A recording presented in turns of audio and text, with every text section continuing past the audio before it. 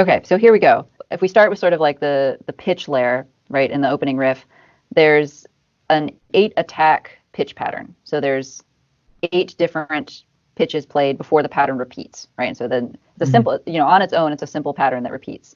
But it's never going to be heard as like a nice melody because it's based on these sort of minor ninth leaps, these like big jagged leaps, right? So it's not very melodic, but it is a repeating pattern, and it's 8 attacks long. However, that is layered over a repeating rhythmic pattern that has 14 attacks. That pattern is largely based on sort of 8th, 16ths, and there's a single dotted 8th near the end of the pattern. And so if you put those two elements together, you have this 8-attack pitch pattern cycling over a 14-attack rhythmic pattern. And so the lowest common denominator for those is going to be the 57th attack is when they will start at the same time again. Otherwise, they're out of alignment. So that if you're laying that over 4/4, that's going to be on the downbeat of measure 7. And so then when you have 6/4 and then 4/4 that are superimposed, but the pitch pattern is a group of 14 different pitches, so it keeps on moving. It's not the same. Yeah. So each time, so that you're not getting strong links orally between certain pitches and certain rhythms because it keeps different pitches get associated with different rhythms. And then when you put that in the whole context of the opening of the song with like the drums and the lead guitar, so the rhythmic pattern is 6 beats long, so a measure and a half and 4/4. But at the same time, you've got the lead guitar doing this sort of slow oscillation on a semitone that sort of, it kind of gives you a feeling of every other downbeat, but it's like it takes a little too long at the same time to be really reliable. And the drums are sort of going along with the guitar part. And then, what I found, do you want me to go ahead and talk about the thesis of this article? So what I'm doing with this in analyzing this riff in this article is talking about how the rhythmic pattern of that riff causes the listener to hear where the beginning is differently, right? So normally you would assume that whatever you hear first is the beginning, but because of these various factors, right, the isorhythm and the minor ninth leaps and all these other factors, the thing that comes through most clearly in the riff is the longest duration, which is this dotted eighth note. And that's what, for me, ends up sounding like the beginning of the riff, even though it's actually towards the end of the pattern as you first hear it. But because it has the strongest accent, it sort of reorients your listening, which then sort of changes how the actual like ending of the song segment sounds. Yeah, it's really a fascinating thing and I wonder actually how you went about this, and was it just you listening to the music and realizing that your perception of beginningness was changing listening to that riff, or for example to the second riff of Bravos that you talk about later? How did that come about? How did you realize that was happening? I'm trying to remember. I don't know if I remember exactly how I first sort of stumbled on this. I know that back in graduate school, I was really interested in working from intuitive ways of hearing, and in many ways, I don't have the world's like best ear.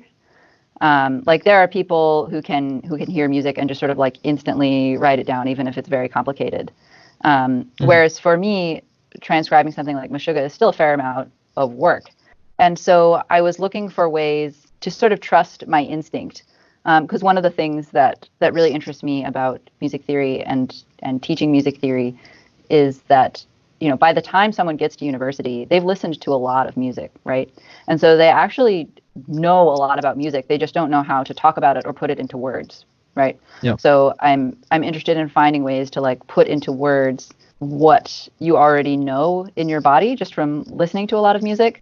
And then I sort of combined that with this idea of trying to find alternative ways of visualizing the music. So like doing the spectrogram analysis, for example. Right. And so then I think I noticed in the spectrogram that like very different visual groupings occur in that context than in a notation context.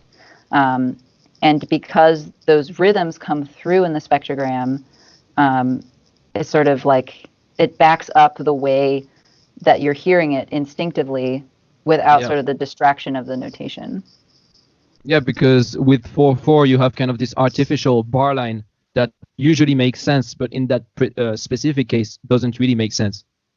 Right. Yeah. Or it makes sense. I mean, the 4/4 makes sense in terms of the architecture of the whole piece, and for like understanding how the whole thing is put together. But it can be sort of destabilized on the surface depending on how they've put the riff together.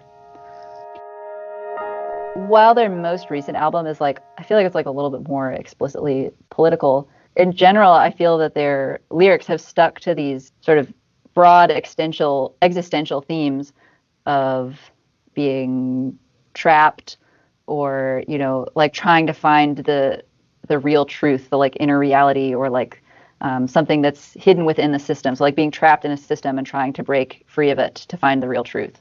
So this sort of like essential existential struggle. And in the lyrics that comes through in different analogies and images and things like that. And I find that this has interesting parallels with the way their music is structured, right? Because it's built inside this system of segments of 4/4 meter, right? So like 8 bars or 16 bars of 4/4. And within that system, it's like these different riffs are trying to break free, but they always get, you know, with a few exceptions, they get sort of like crushed by this system and like re-imprisoned in it. And it's that like struggle between the riff and the outer frame that sort of like propels the music forward. And then at the end of the paper, right, I link this to, I mean, that's another paper I was going to mention, is the Joe Strauss paper on music theory and disability, because it really like picks apart how the metaphors that we use to talk about music tend to be very embodied metaphors, and they tend to be about certain kinds of healthy, able bodies. And so for example, certain theories of musical form, as he talks about, are imagined as being containers that have different parts, and different parts of the music belong in like these different containers. And then the composer does something that ruptures one of these containers, right?